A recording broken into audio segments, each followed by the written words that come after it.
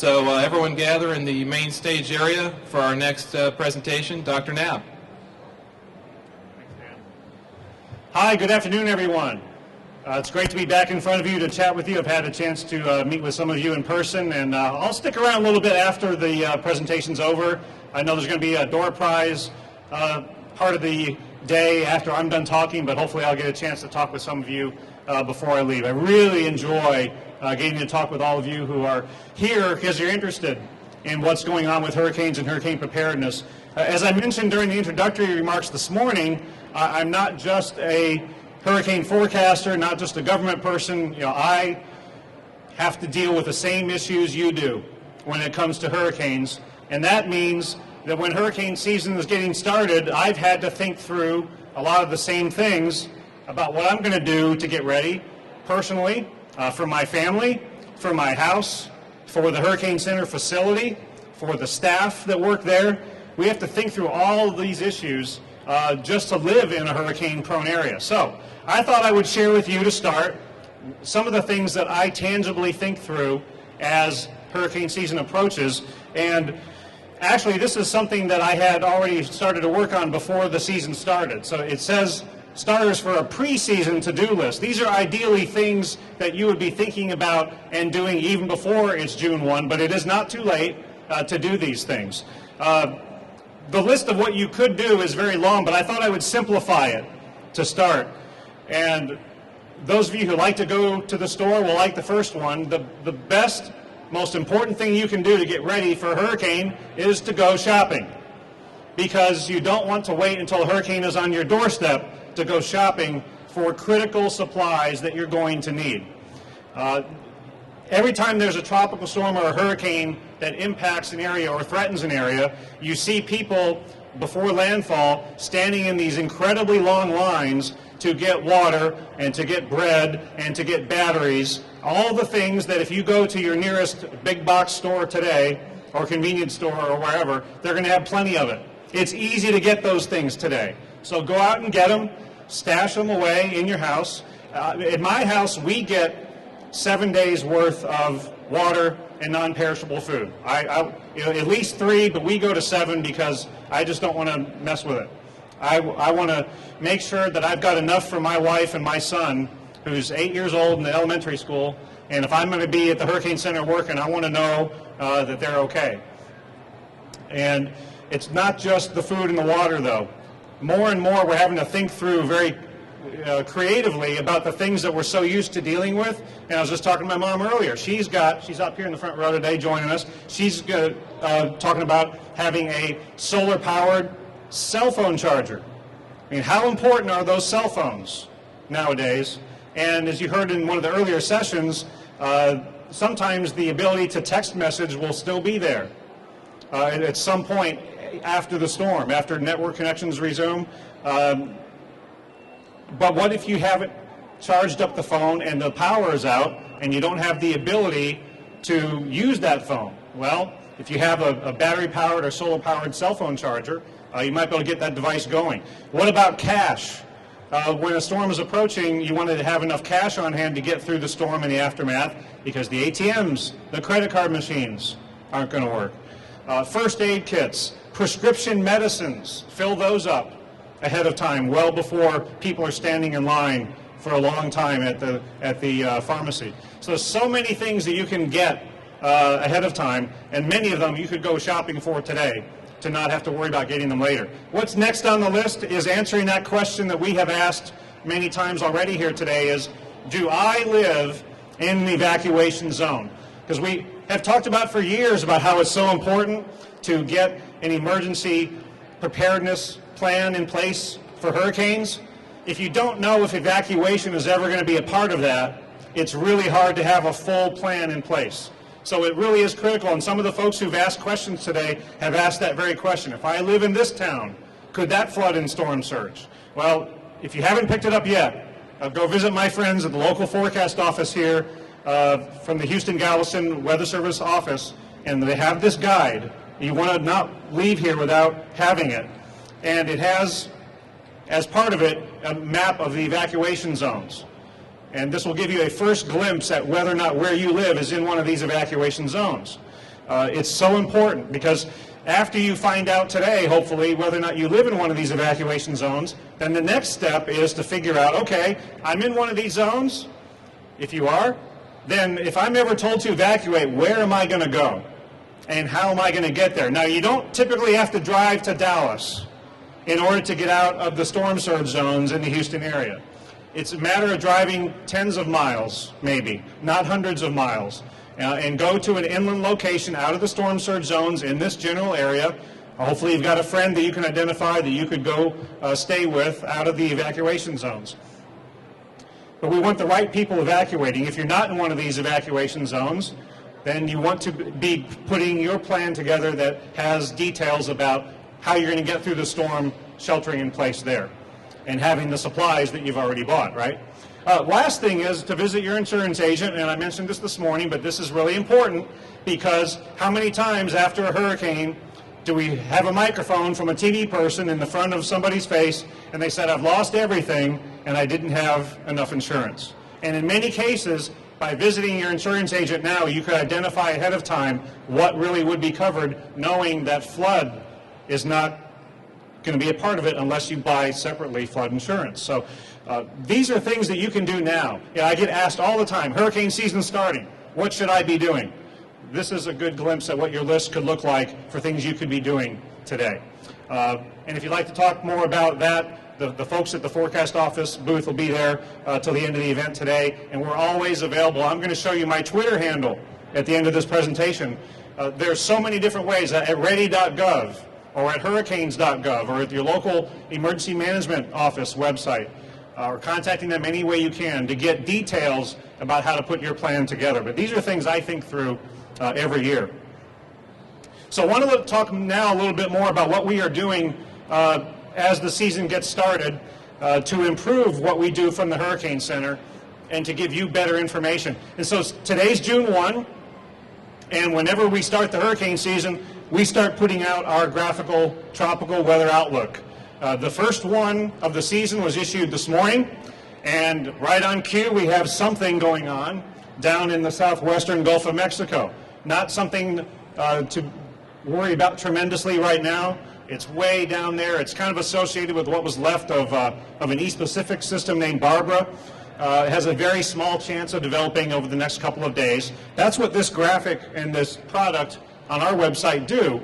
And your local TV meteorologists look at this product and they express on television what's going on, largely based on what we're saying and what the local forecast office is saying. And this is the detail that we had in there this morning. We circle the area in question. It's way down to the south of here right now. And we have a paragraph where we describe what's going on. And in this case, we're saying in the next 2 days, this only has a 10% chance, a 1 out of 10 shot of becoming a tropical depression or tropical storm within the next 2 days. Now, we've been doing this product for a long time, but for quite a while, we've had emergency managers and others in the media say, well, couldn't you tell us a little farther in advance than 2 days about when the next depression or storm might be forming? Well, this year we're going to start going beyond 2 days. We're going to go out to 5 days on this product starting this July or August. We have a little bit more testing to do with my forecasters at the Hurricane Center during June and into July. But once we get into July or August, then, I know there's a lot of text here, but I just wanted to highlight the difference. Right now, the product might say something like this system has a medium chance, 40%, of becoming a depression or storm in the next couple of days. When we make this upgrade to the product later this year, we will also tell you what the chances are in the next 5 days. And we're also working on a graphic that we hope to get out the door at the same time this year, which would kind of give you an idea of all the systems that are out there and generally where they're headed. And on this prototype that we've done early on as a mock-up of what this might look like, all the areas that you see on there are the areas in which the next storms and depressions might form. And if it's a red area, we're thinking it's a high chance it's going to happen. If it's an orange area, it's a medium chance it's going to happen. So if you're really into this sort of thing, you can go to our website later this year and see this new product. But even if you don't go to our website, your TV meteorologists and your local forecast office folks will be using this as input to what they're communicating locally here. But basically what we want to be doing at the Hurricane Center is giving you even more of a heads up when systems are trying to form that are brand new. They don't have a name yet. You remember Umberto, 2007? Those of you who were here a few years ago, that system went from just a trough of low pressure in the western Gulf of Mexico to a landfalling hurricane in southeast Texas in less than a day. So these things can happen right where we live on our doorstep, and you're not always going to have many, many days of us having those forecasts in the cone out there. So that's why this new product enhancement we think is very important. And basically, one of the reasons why I want to show you this is as a visual aid to remind you that whatever day it is during the hurricane season, I don't want you to ever completely tune out. Because even if there's not a storm out there today, there might be something brewing, and you want to be aware of it just so you don't lose track of what's going on and be caught off guard. Okay? Well, you're familiar with the cone, right? The cone of uncertainty, the cone of death, the cone of doom, the cone of whatever you want to call it. All right? And we have a version of the cone on our website that's on this graphic like you see up here. Your local TV folks might show on their more enhanced graphic systems a version of the cone that looks a little different. But bottom line is that these cone graphics are intended to show you where the system's center is forecast to go. And it's at the area in which we're saying that that center is probably going to go. Over the years, that cone has been shrinking. And this year, it's going to get even smaller. Part of that is good news, because that means we're getting better and better at forecasting the track of where the storms and the hurricanes are going to go. The negative side of this is that the cone does not tell you what's going to happen to you. It's not telling you the impact. It's not telling you what wind you're going to get. It's not telling you what storm surge you might get or what rain you might get. It doesn't tell you impacts. It's simply telling where the center of the system is forecast to go, somewhere within that cone. And by the way, about 1 out of 3 times, the center goes outside that cone. It's just a probable area of where it's going to go. This is what the cone for Isaac last year would have looked like if we used the cone size as it was back in 2008. But as the forecasts have gotten better, we've narrowed the cone, and this year, this is what the cone would look like for Isaac. Look at the differences. 5 years ago, the cone would have gone all the way from Jacksonville, Florida, all the way to Lake Charles, Louisiana. Same thing this year. It would only incorporate half of the Louisiana coast and not incorporate much of eastern Florida.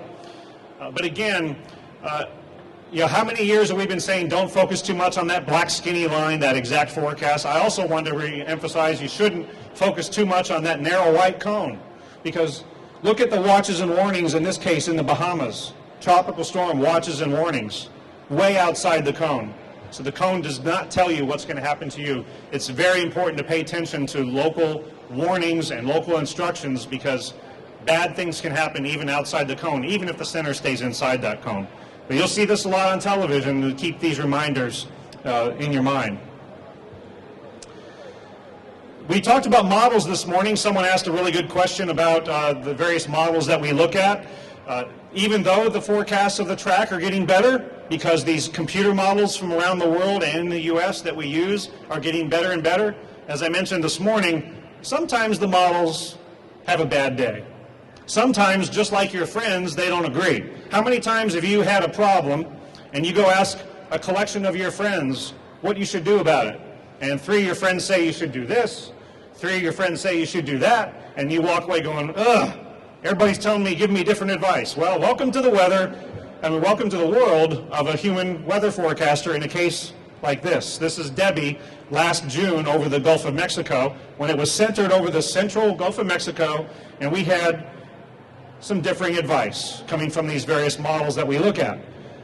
Some of the models, the European model, the United Kingdom Meteorology Service model, the hurricane model from the Weather Service, they were all saying it was coming to Texas. And then we had other models, the U.S. global model, another version of our global model, another hurricane model that we have, taking it to Florida. This is the kind of day that a forecaster wants to pull his or her hair out, because you're getting 2 totally different answers.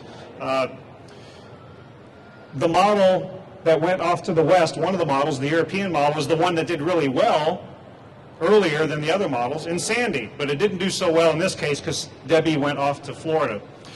Why do I show you this? I want to encourage you, even though you might be seeing all these model tracks on the websites or on television, I urge you not to get too hung up on what the various models are saying.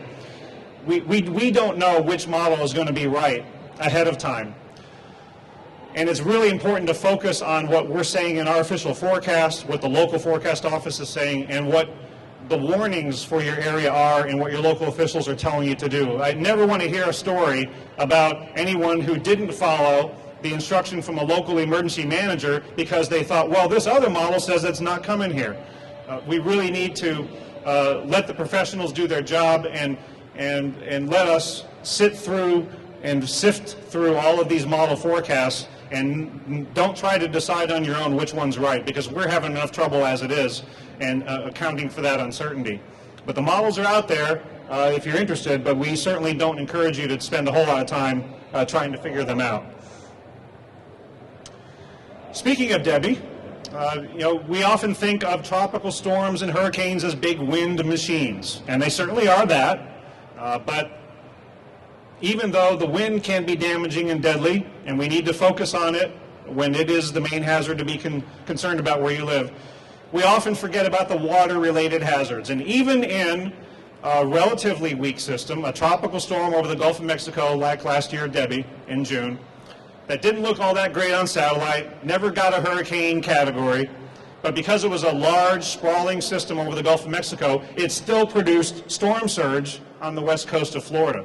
So as my friend Bill Reed, my predecessor at the Hurricane Center, and who's living and working here in your area, will always say, there is no such thing as just a tropical storm.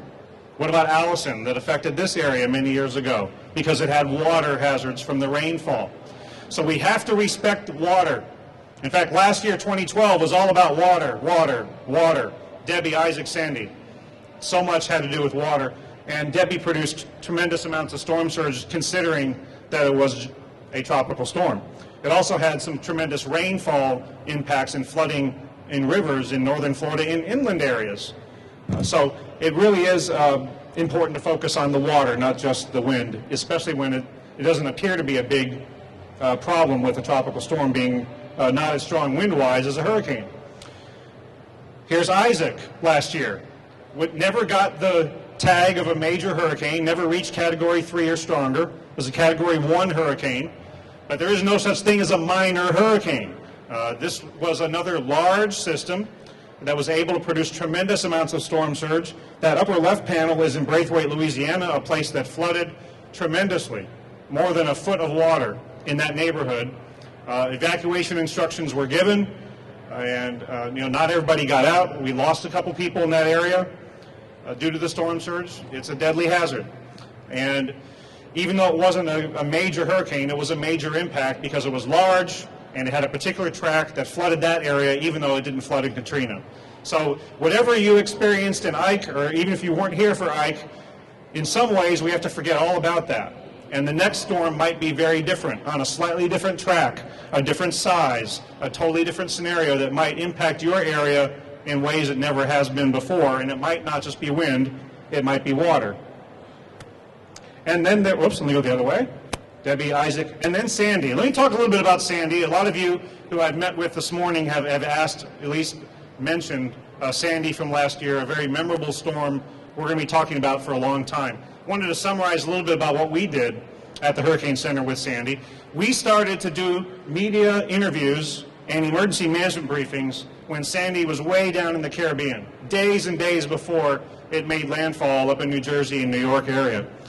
And we continued to do that until well after final landfall, because even after a center of circulation hits the coast, that doesn't mean it's over. You think back to Hurricane Hugo, 1989, made landfall near Charleston, South Carolina, and it brought hurricane-force winds to Charlotte, North Carolina, 100 miles inland. I mean, these are not just coastal events. And so we were dealing with strong winds over the Great Lakes and snow over West Virginia. So these are just some pictures to show you what are the types of things we're doing at the Hurricane Center in getting the word out. Upper right panel is myself. I'm standing in the hurricane operations area at the National Hurricane Center at our media desk.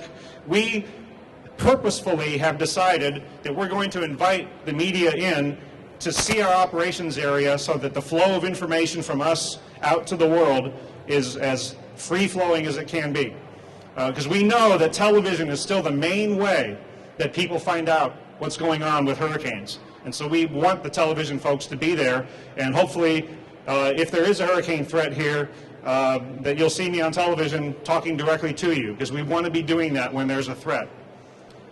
The bottom right is the Situation Room at the White House. The person with his head back to you is President Obama, and on the screen is the video teleconferencing feed that they're getting into the White House.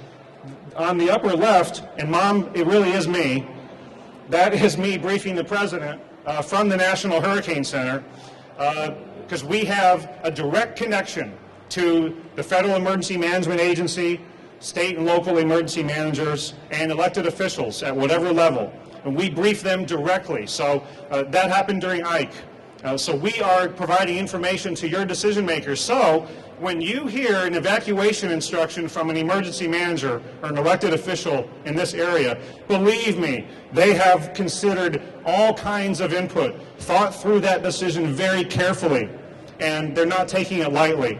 So whenever you're told to evacuate or take some other kind of preparedness action, please listen to what they have to say, because they have spent years planning for these kinds of events, and when the event is happening, the conversation behind the scenes has been very well thought through, and they've really got your best interest at heart. So what else did we do during Sandy? Well, we made a storm surge forecast. You know, storm surge is the hazard that took most of the lives in Sandy. There were 72 people that lost their lives in the U.S. as a direct result of the forces of Sandy. Most of those died due to storm surge and waves. And so we knew ahead of time that storm surge was going to be a tremendous risk to that area, and it was the main reason evacuations were called. And so in our public advisory, we explicitly forecast what the storm surge is going to be and how deep the water could get above ground level in certain areas. And again, this is not just a beach problem. There are many areas, including this area. The storm surge evacuation zones here in some places extend 25 or 30 miles from the immediate beach. It is not just a beach problem. And so when we're making a storm surge forecast, we're talking about the ocean coming inland and getting however many feet deep that we are saying above ground level, and that could extend many miles from the coastline depending on the situation. So we make an explicit forecast of the storm surge, and we are briefing emergency managers and talking to the media about what areas we're most concerned about. And they're looking at their modeling displays to see what this scenario could bring in terms of storm surge in that particular case, and that factors into their evacuation decisions. Here's what happened. It's a little bit hard to see all the coastline and the details here, but this is all up and down the East Coast. The bottom of the diagram is down in Georgia and South Carolina. The top of the diagram is up into Massachusetts and New Hampshire and Maine. The entire East Coast of the United States had some kind of level of water rise above ground level that flooded normally dry areas. And in the heart of the area that was impacted the most in New Jersey, Long Island, New York City, it was 4, 5, 6, 7, 8, up to 9 feet of water above ground level. That's how high the water might have rose above your toes. So if we're saying 6 feet of water above ground level, if you're 6 feet tall, that means you're underwater completely. And we're not talking about water that's just standing still. We're talking about water in storm surge that is moving, it's very heavy, and there are dangerous battering waves on top of that. Water is not light. Pick up a gallon of milk. That's pretty heavy. Pick up a gallon of water. Liquid is heavy. Water is heavy. So you pick up a gallon of water and think, okay, that's not so heavy. Try to pick up 2. Try to pick up 5 and hold it. Water is very, very heavy and can do a lot of damage. It takes out structures. Let me show you. This is in New Jersey. I took a helicopter flight 1 week after the landfall of Sandy and flew up and down the New Jersey coastline.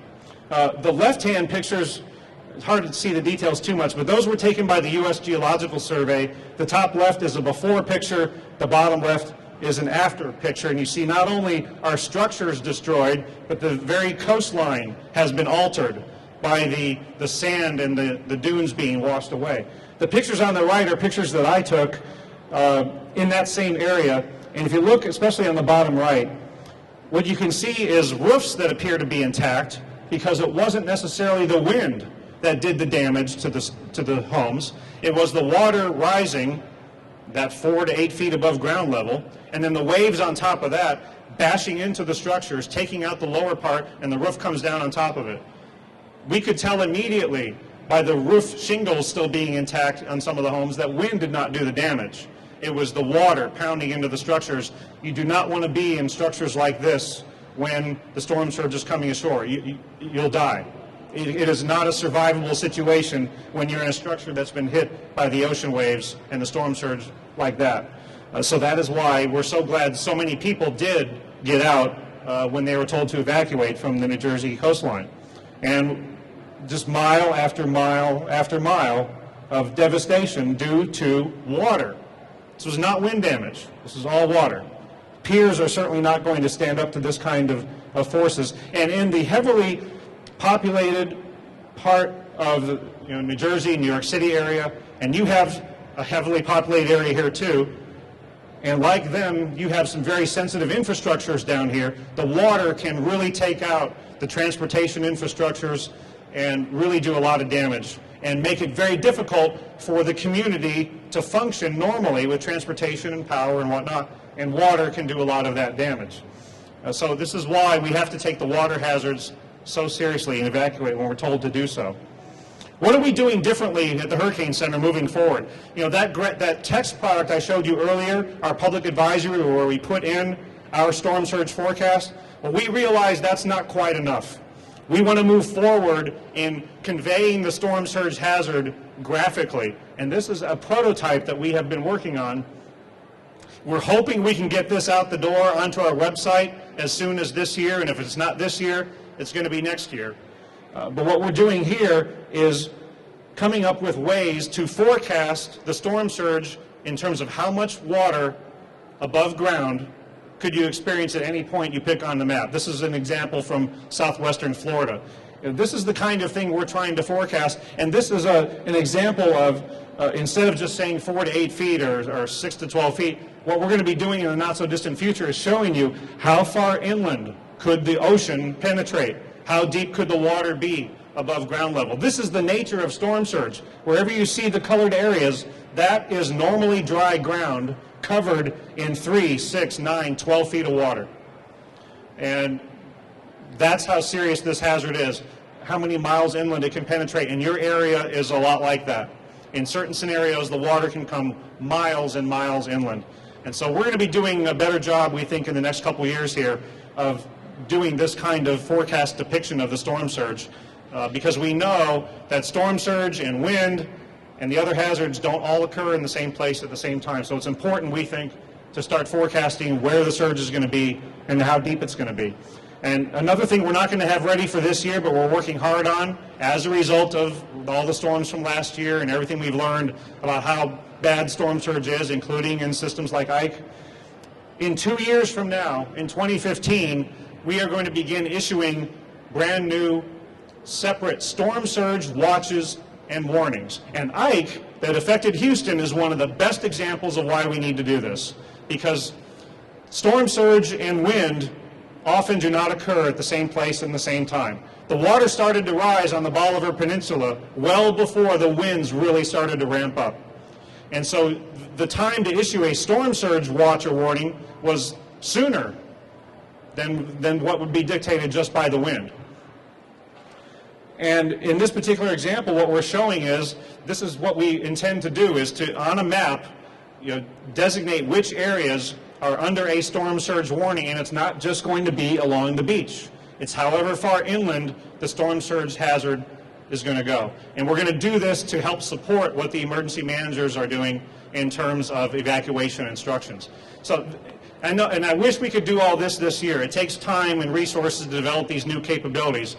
But the reason I'm sharing this with you now, even though it's not ready for this year, is to show you just how seriously we think we all need to be taking the storm surge hazard, the water hazards, because they are not just a beach problem, it's not just a wind issue, and it's the main reason why you're told to evacuate from the storm surge zones, is for the storm surge.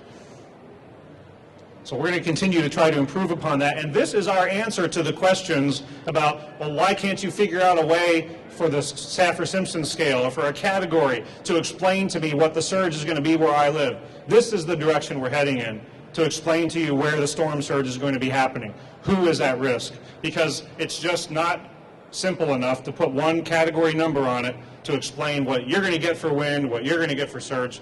This way, with depictions like this in the not-so-distant future, we're going to be showing you and warning you on what you're going to get for surge. But rest assured that right now, for this year, your emergency managers have access to some of these types of data and information that we are providing to them to help them make a decision. It's not exactly like this. We have other reasons to do this that will benefit the emergency managers. But even this year, they have modeling capabilities that we are providing to help make them make decisions on evacuations for storm surge. Okay, finally, just a couple things to close with, that it's again, so much more than just meteorology that we do at the Hurricane Center. We spend the whole off-season doing training with emergency managers so they understand what we are doing. So again, your emergency managers really know the whole hurricane problem and how to understand our products and make decisions. And we spend several weeks every off-season meeting with the emergency managers, bringing them to the Hurricane Center where you see here, and taking them through classes so they understand what it is we're saying and we understand them better. And finally, if you have your smartphone with you, if you happen to be someone who's on Facebook or Twitter, you might want to jot down how to get in touch with us. We became active at the Hurricane Center on social media a couple years ago. We have a Facebook account and we have several different Twitter accounts. You can easily find us just Facebook, National Hurricane Center, and our one main Facebook account will come up. But we also have a number of Twitter accounts. The NHC Atlantic account is an automated account that will update you when new advisories come out, when the new tropical weather outlook comes out. And sometimes, as a human, we send information out on that account. If you're interested in what's going on in the Eastern Pacific and Mexico, we have an account for that.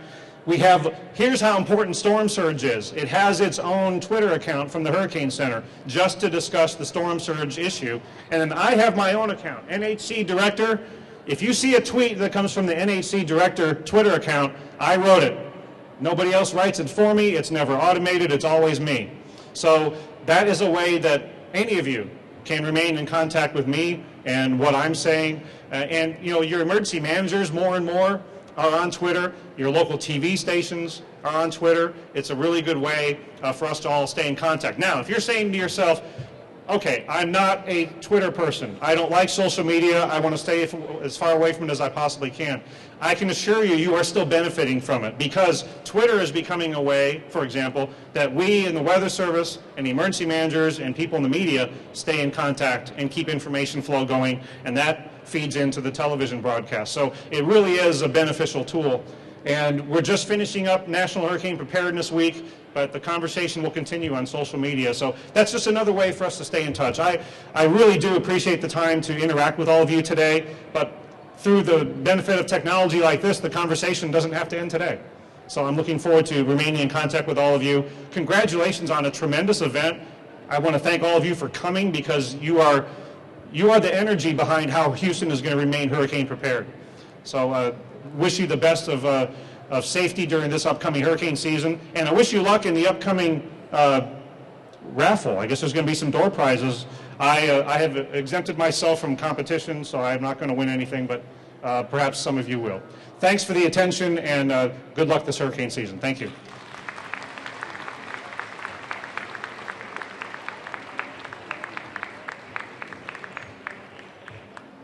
Okay, well, my name is Dan Riley. I'm with the National Weather Service, the local Houston Galveston office.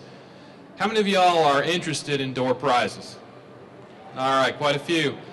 Now, it's going to be a little complicated how we're going to do this. To be eligible, you're going to need your wristband scanned. For those that are in the room, you're welcome to stay where you're at, or you can go out. The people that are here now, There'll be a volunteer that comes through the aisles and scans your wristband.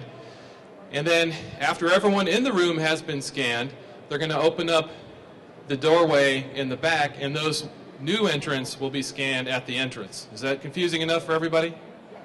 All right. So again, you're welcome. You're free to leave, or you're free to just stay where you are, and we'll go through that scanning process over the next several minutes. So.